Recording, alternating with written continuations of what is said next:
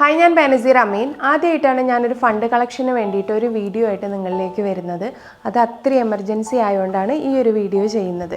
ഞാൻ ME engineering കോളേജിലെ 2009 pass ഔട്ടാണ്. അപ്പോൾ അതേ എഞ്ചിനീയറിംഗ് കോളേജിൽ തന്നെ 2013 ബാച്ചിലുണ്ടായിരുന്ന ജിഷാർ എന്ന വ്യക്തിക്ക് വേണ്ടിയിട്ടാണ് ഞാൻ ഈ വീഡിയോ ചെയ്യുന്നത്. അദ്ദേഹത്തിൻ്റെ 2 വൃക്കകളും അതേപോലെ കരളും തകരാറിലായി.